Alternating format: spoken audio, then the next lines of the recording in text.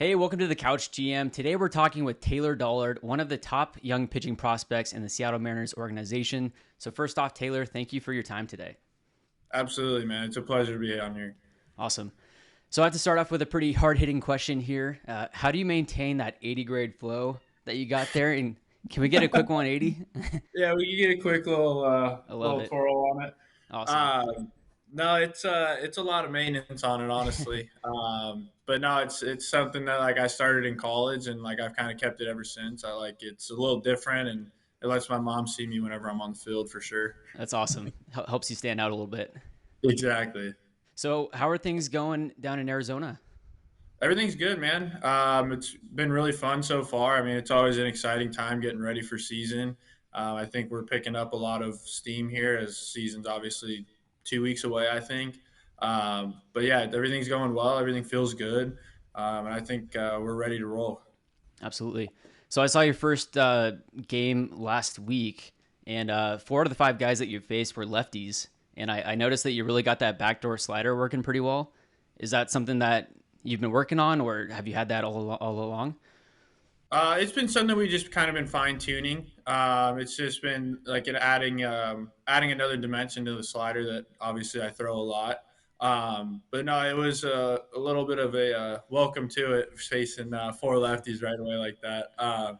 But no, it's good to get the work in for sure. And like I said, we're just trying to get the slider better every day, and any little tweak to it that we can make, and it just makes it that much better. Yeah. And then, do you have a favorite moment of spring training yet so far?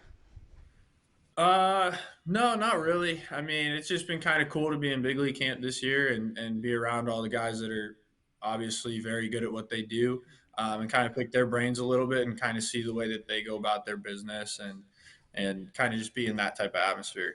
Yeah. I've heard ping pong in the clubhouse is pretty competitive. Is that true? Did you see Oh that? yeah, I'm terrible though. Anytime I get on the table, I don't think I've won a game yet. Oh So man, who's the best guy we got there? something to work on. Yeah, we got stuff to work on. Who's the best guy there? I mean, probably Flexen is probably Really? up there. Robbie Okay. Ray's probably up there, and honestly, I put my boy Emerson Hancock up there. Okay. Right on. Now, going back to your college days, so you were a reliever at Cal Poly until your senior year of college, and then at which point you were only able to make four starts before that season was canceled. So, how was the transition to the rotation and also the transition to professional baseball over the past few years? Yeah, so it's been cool for me. Obviously, like in high school, I was a starter and kind of had an idea of what was going on there.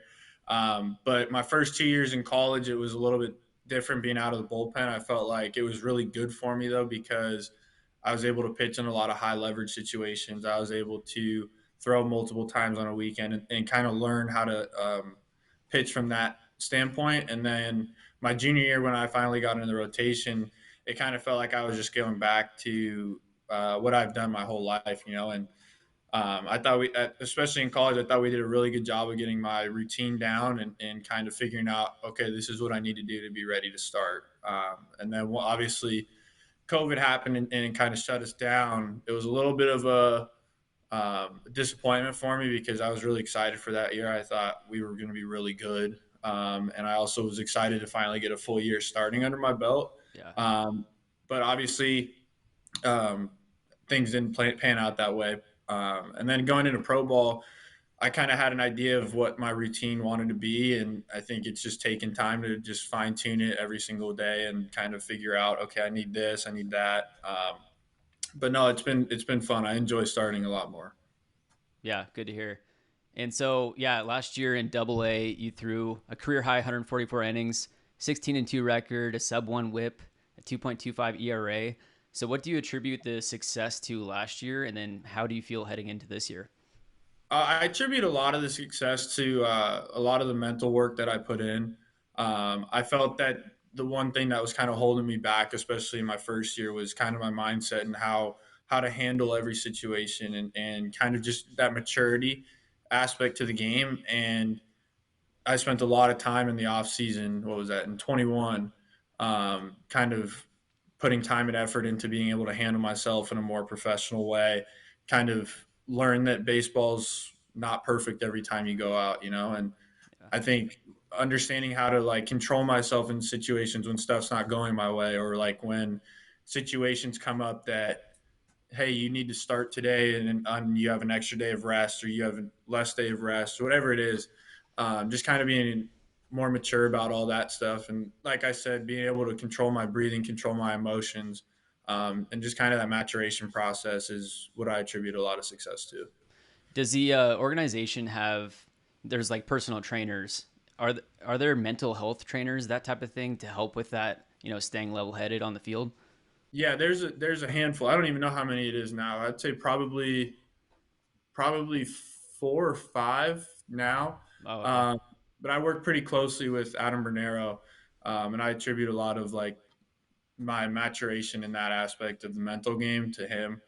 He really helped me kind of learn how to breathe correctly, learn how to handle myself in certain situations, change my mindset about certain things. But I think that was a lot of what my success came from. And it's just this year is just going to be hopefully a continuation of that growth and that mindset that I have, because I feel like that's what kind of separates me. Yeah, awesome. And then I asked Bryce Miller this question, and I need your answer also. So we've heard that Logan Gilbert turns into his alter ego Walter when it's his starting day. When it's your day to start, are you the type that throws in headphones and you don't want to approach, or do you try to keep it light? Oh no, I'm headphones on. Okay. I'm hood up, headphones on. I kind of like there's probably what is it? Probably 2 hours before the game that I just stop talking to everybody. Yeah. The only people I talk to is my catcher, your pitching coach, and trainer. Other than that, I love you, but I'm not going to sit down and have a conversation with you. Yeah. Uh, I got my same playlist that I listen to all the time, and kind of helps me know like, hey, it's time to go today. Do you have a certain genre or band that's your go-to when it's time to lock Uh, in? yeah, I listen to a lot of rap stuff. I listen to a Okay. lot of EDM stuff, like house music. But like my favorite artist right now is Baby Keem, the rapper. Okay. Right on. And then, do you have any specific players that you looked up to growing up, or is there anyone you built your pitching style around? Yeah, so I'm fortunate enough that one of my really close friends, like I consider him an older brother, is Jack Flaherty with the St. Louis Cardinals. Okay. And so he's kind of taken me under his wing since I don't even know how young we were. But it's been years and years that I've been able to be by his side, kind of see the way he goes about business, kind of emulate what he does, and kind of learn like, hey, this is what it takes to be a pro. This is what it takes to be really good in the big leagues. And I think being around him forever and seeing him succeed is just kind of motivates me a little bit more every day to be like, hey, he's like my older brother. I want to be like him. Yeah. Uh, and I think a lot of the times that I struggle or whatever, he's always there for me. He's always there, like, hey, you just keep your head up, just keep working, like all that type of stuff. But he's definitely somebody who's in my life for sure that kind of helps me succeed. It's a great connection to have. Yeah. Um, so, did you guys go to high school together, or how did you guys meet? No, we played little league at the same spot, Oh, and wow. so his brother and my brother played together, and then our moms were super close with each other as well, and we just kind of bonded over being together all the time. That's awesome. Cool. And then, moving into your pitch arsenal a bit, are you an analytics guy? Do you really look at the numbers, or is it more, type of going off of feel? I'm a big balance guy. You need to have a little bit of both. Obviously, the way that baseball is developing and baseball is moving in the analytical direction, I feel like it's a tool to help you get better. Um, Obviously, like analytics side of things shows you what a perfect pitch would be, or what a perfect shape would look like on a certain pitch. And in reality, that's a great goal to have and work towards. And I think that having the balance in between, like, hey, this is what works for me and this is what I want it to be, um, kind of works for me the best. So, like, I'm in touch with my analytics side and I'm in touch with the field side. And I think that's a pretty good medium to be. Yeah, that's a good mindset to have. And then, going through your pitches here. So, do you have a four seam fastball? Four seam fastball. Do you have a two seam also, or just the four seam? Just the four. I throw the four seam fastball, slider, curveball, and changeup. Cool. Do you happen to have a baseball on you? Perfect. We got one right here. Awesome. Beautiful. Yeah. So this is my four seam's pretty standard. Yep. I'm offset a little bit, but it's kind of just normal. Nothing really crazy to it. Think about Okay. just throwing as hard as I can and Fingers try to together. ride it. Yeah. Yep. Try to ride it as best I can to the top of the zone. My slider, I'm inside the horseshoe. Um, and this one, I just think about pulling down on the seam. So I think about like basically going straight down with it, and then it creates this. It helps me create sweep with it. I've learned that one since high school from Okay. my pitching coach at the time, Jordan Sigmund. He'll Okay. appreciate the shout out. Change up, I go a little bit of like a split change almost. Okay. Yeah. So I get up into the meat of my hand a little bit. And I only do that because whenever I grip like a traditional changeup or whatever, I end up like getting a little too babyish with it, and I kind of like think, oh, it's a changeup, as opposed to like when I split it a little bit, it makes me have to throw it harder, and because it's split, it'll kill the speed. So it's not too much of a issue there, but it's just more of a feel thing, like we were talking about. Yeah. And then the curveball is just along the other side of the horseshoe. Okay. I don't know if you can see that. There we Yeah. go. And all I think about is just keeping my fingers on top of it, and then like just kind of spin it. Come over the top. Yep, just And like a then, football. yeah. And then on the changeup, have you talked to Logan Gilbert at all about his splitter? Because that kind of looks like the Kodai Senga splitter or ghost ball with how Yeah, you grip that.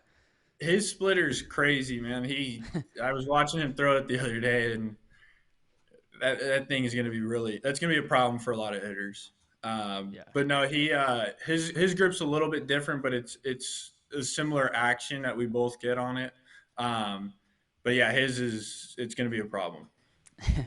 And then speaking off what you were saying about the changeup, instead of having to think changeup, were you pronating before, and that was causing the issue with command? And then the splitter, Uh, you throw it more like a fastball to where that. no, it was just more of like I just start to get underneath the ball a little bit Okay. more, and I start to get like a little pushy with it. Okay. Um, as opposed to like the split that I was talking about, like I could throw it harder. Um, I just think about like staying on it longer and kind of letting the grip do its thing. Cool. And then last question here to wrap it up: if you could take one pitch from someone in the organization, who would it be from, and what pitch would that be? Ooh, that's a good question. Honestly, I'd probably take Luis Castillo's changeup. You That got thing, to. the thing's unbelievable. He's nasty.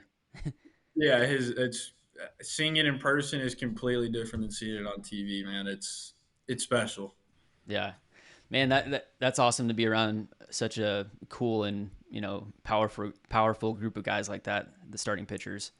Oh yeah, I So mean, like I said, there's just so much that you see them do in their daily routines, or see what they think about in their bullpens, or what they're talking about in their bullpens, what they're paying attention to, and kind of seeing where I overlap and seeing like, oh, that's something that I might try out, and it's not like you're learning from people that are just getting in the league, and it's like, no, these guys are established big leaguers that are going to make a lot of money throughout their career. It's special. It's a special group to be around, and I'm very thankful for the opportunity. that's awesome. Well, Taylor, coming from myself and other Mariners fans, again, I really appreciate your time today, and we can't wait to see you in Seattle. Absolutely, man. No, I appreciate it. I'm excited. Of course. All right, man. Best of luck this year, and we'll see you later. Thank you, man. Appreciate it.